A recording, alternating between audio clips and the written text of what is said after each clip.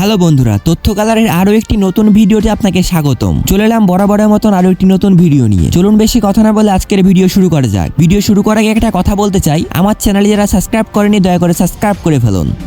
আমরা প্রতিদিন সকালে ঘুম থেকে উঠে এক কাপ কফি খাই, কিন্তু আপনি কি কখনো ভেবে দেখেছেন এই কফি আসলে কোথা থেকে আসে, কোন গাছ থেকে আসে, কতগুলো ধাপ পার হয়ে আপনার হাতে আসে? আজকের এই ভিডিওতে আমরা জানবো বাগান থেকে ফ্যাক্টরি হয়ে আপনার কাপ পর্যন্ত কফির পুরো যাত্রা। ভিডিওটি শেষ পর্যন্ত দেখুন, কারণ শেষের অংশটা আপনাকে অবাক করে দিবে। কফি কোনো পাউডার দিয়ে শুরু হয় না, কফি জন্মায় একটি গাছে।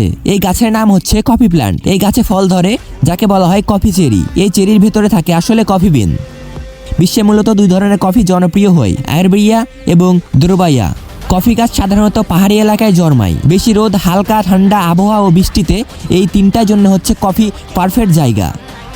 একটি কফি গাছ ফল দিতে শুরু করে প্রায় 3 থেকে 4 বছর পরে, আর একবার যদি ফল দিতে শুরু হয় তাহলে এটি 20 থেকে 30 বছর পর্যন্ত ফল দিতে পারে। কফি চেরি লাল হয়ে বুঝতে হবে এটাই সংগ্রহ করার সঠিক সময়। আজও অনেক দেশে কফি চেরি হাত দিয়ে সংগ্রহ করা হয়, কারণ এতে খুব সহজেই বোঝা যায় কোনটা পাকা এবং কোনটা কাঁচা। এটাই সর্বপ্রথম কফির কোয়ালিটি নির্ধারণ করার সময়। চেরি সংগ্রহের পর শুরু হয় সেভিংস। প্রথমে চেরির বাইরে খোসা ফেলা হয়, তারপর ভেতরের বিন পরিষ্কার করে ধুয়ে নেওয়া হয়। এরপর এই বিনগুলোকে রোদে বা মেশিনে শুকানো হয়।